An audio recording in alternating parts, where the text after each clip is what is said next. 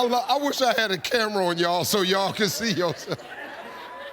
Y'all really did funny to me, because I'm tired as hell. I ain't even gonna lie to you. I was tired when I came here at the beginning of the morning, man. It's been a rough day for me, man. Up all night last night, man. One of the grandkids came over to the house. I keep telling them, man, quit leaving your kids over here. I've been at work all day. I come through the door, Papa. You know, I love it. They say Papa, I light up. You know, man, but I don't like talking to my grandkids because I don't like baby subjects. Got no time for this. Papa been at work. I make money. I ain't got time for this little. Papa, you want to watch Peppa Pig? You ever seen this little ugly cartoon? Peppa Pig first came on. I tried to get off before they saw it and scare the kids. They love Peppa Pig. I'm looking at Peppa Pig, and they like seeing the same over and over and over. I'm going, what the man? That little was in there just talking to me. Papa, what you do today? I was at work. Why you go to work? 'Cause you like groceries, don't you? I'm sorry. Try not to say stuff like that to him.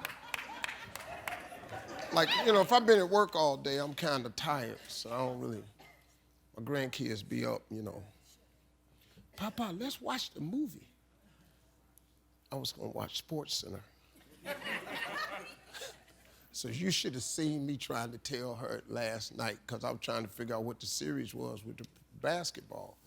You should have seen me trying to tell that Ice Age is coming on in a minute. Some she likes to watch. But this is the preview, so we was watching SportsCenter for 20 minutes.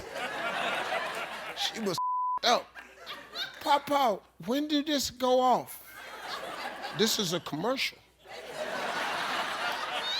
I be just lying to him, man. My wife be so mad. Steve, why don't you just watch the movie with her and she'll go to sleep? She'll go to sleep faster watching SportsCenter. So she has no clue what the is going on. Then after a while, she was in there just fading. What had happened was, we had one of the little kids on the show from Little Big Shots, right? And the little girl was a piano player. And she came out here and played some classical. You know, she could play her ass off. This little girl was amazingly talented. I don't know how to do none of that. So I just sat under the piano, was just messing around. And the people in the booth said, did you just play the piano? I said, yeah, I really can't play. I just know how to tinker. I can only read, I can't read music. You know, I just can by ear, you know. I told him, I said, man, if I didn't know y'all wanted to do this, I should have got a piano and been practicing a little bit, because I don't really practice the piano. I just sit down, I play by ear, I can't read music. Because, you know, I wanted to take piano lessons when I was a little boy, but we ain't had no money for that. So my musical skills is all ear. So I just told her, I said, you know, y'all should have got me a keyboard and I could practice, then we could have came up with something. I have a piano in my fucking house and just walk right past it every day. I walk past it every damn day. And I just told him, I said, man, y'all should have got a piano. I could have been practicing on some stuff.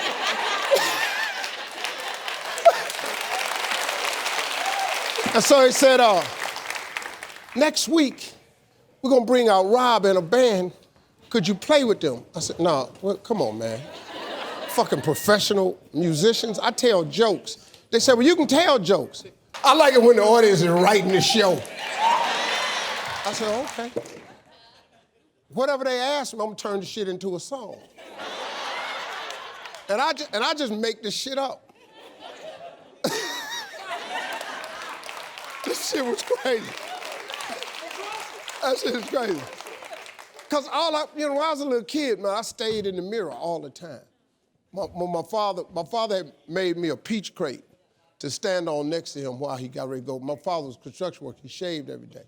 So he got me a popsicle stick, and I put the shaving cream on it. While he shaved with a razor, I shaved with a popsicle stick. You know, I just want to be my daddy. I ain't give a fuck. We was poor, And I was real small, so I only used that little section of the mirror. That was the one section that didn't have a crack in it and them spots on it. So when he went to work, I stayed in the mirror because I always imagined myself on TV as a little boy.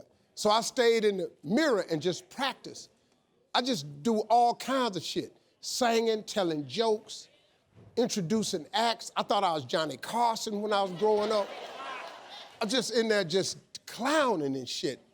And my mother used to make me get down off that peach crate every morning and go to school. Boy, what's wrong with you? Why you always standing in that mirror talking to yourself? She thought something was wrong with me. My mama took me to prayer service, probably about 5 times, so the pastor could lay hands on me. Because there's something wrong with this boy. This boy talks to himself in that mirror all the time, and we think there's something wrong with him. They used to pray for me. I knew wasn't nothing wrong with me. I just said, shit, y'all ain't got no money for no acting lessons and shit. I do the shit myself. My wife need help. She throws a Halloween party out here in the backyard for the grandkids. Flew all of them out, their mamas and them. And I'm going, whoa. Now I'm thinking, Halloween party, everybody get a little candy. My wife has all these exhibits built, giant pumpkins, hay, and she put a 16-foot-high teepee in the backyard. So the next day, the kids outside. I don't know this. I'm outside early in the morning, my only off day. I got me a cigar. I'm by the pool. All of a sudden, I hear 4 grandkids.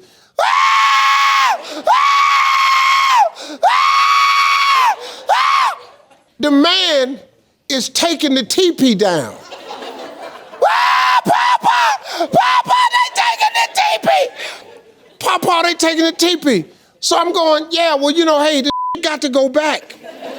That's not ours. They taking the teepee. So I tell the dude, I say, yo, my man, whoa. Hey, man, do me a favor. Stop taking the teepee down in front of these kids. So when he stopped taking it down, the kids stopped crying. I go back around the corner. Problem solved. Papa handled his business. So I'm down there smoking a cigar again. About an hour and a half later, now this time I don't know what the so I take my cigar and I throw it in the pool. Never throw a cigar in the pool, because the water swell it up a little bit and my don't look like a cigar.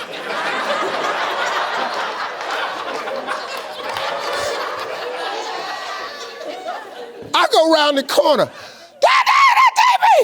They got their mouths open so loud, that little dang-a-lang in the back, they look like Charlie Brown. Papa, they taking a teepee. I said, man, damn, I told you. He said, sir, I've loaded everything in the truck. I have to take the teepee. I said, man, you see these kids crying and I said, man, Papa, teepee, Papa. Papa. So I asked the dude, I said, hey, man, how much is the teepee? $7,500. I said, it ain't but some wood crisscross and some. He said, sir, that's how much it is. So my grandkids are just, Papa. Now my grandson, my wife done told me to quit cussing around the kids, because the kids hear everything. I don't know if he really said it, but I swear I heard my grandson say, they taking the teepee. So I told him, I said, look, y'all don't understand. The teepee cost $7,500, all 4 of them. I said, we can't buy it. So I bought the teepee. They come out there a few weeks ago. My oldest grandchild, Rose, goes in the teepee. Now, she can talk really good. Rose comes out the teepee, walks right in the house. Nah. Our teepee smell like Pawpaw cigar. So Marjorie says, Steve, are you kidding me? I said, I paid $7,500 for this teepee. When they ain't here, it ain't a teepee. It's a cigar lounge. I won an amateur night, October 8th, 1985. I won $50, a comedy competition. I'd never been in a comedy club. And I went to work the next day to quit. I won $50, first time in a comedy club. I was 27 years old. I went to work the next day to quit. I mean, this idea didn't go good with nobody in my family. Ain't nobody agree with this idea. But my boss name was Tom. I went in and told Tom I was quitting. And I had put all my stuff in a box on my desk. It was a debit insurance company. You know, back in the hood, back in the day, insurance man used to come to your house and collect your premiums in poor neighborhoods. I was that guy.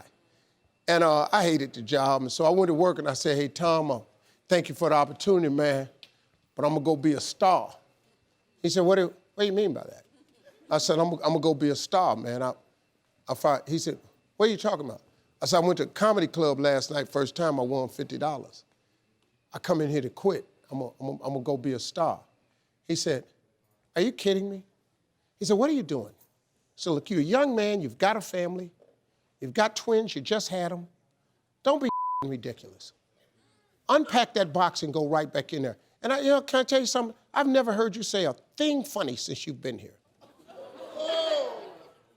How dare you embarrass your wife and your children with such nonsense? Now I'm gonna give you an opportunity to put that stuff back on your desk and give your family a chance. And the sold me. So I went back to my desk with the box. I started unpacking my dude named Russell Middlebrooks came up to me and said, Harv, I thought you was gonna quit this morning. Because he had went to the comedy club with me. He said, man, you was funny as hell. Dog, everybody, this is what you do. I said, I know, man, but he told me, he said, damn, man. He just looked at me, he said, damn. You gonna let that dude just talk you out your dream, man, like that? He said, man, we ain't got no dreams. You the only one. Man, I put all that back in that box, walked back in there, set that box on Tom's desk. I said, Tom, I appreciate you saying. He said, listen to me, young man. You walk out this door, don't you ever come back. I'll never hire you again. I said, okay, man, I appreciate that, but I appreciate the opportunity. No, don't thank me for the opportunity. You should have thanked me for that second chance I gave you. Now, gone. I walked out. Years later, I was performing in Cleveland at this Cleveland Arena. I'd sold out the Cleveland Music Arena. And he came to see me. And he walked backstage and he wanted to meet me. And he said, some guy here to meet you said he used to work with you. And walked through the door and it was my old boss, Tom. And he said, I got to shake your hand, I was wrong. He started crying. He said, I'm really sorry. He said, I thought I was saying the right thing to you. He said, you proved me wrong. He said, you know what? You're a fucking star. And you told me that. I said, no, by the grace of God, I'm a star. I said, I was just hoping I was right about it. He said, but you knew that? I said, no, I didn't know nothing. He said, so what made you walk out? I said, you did.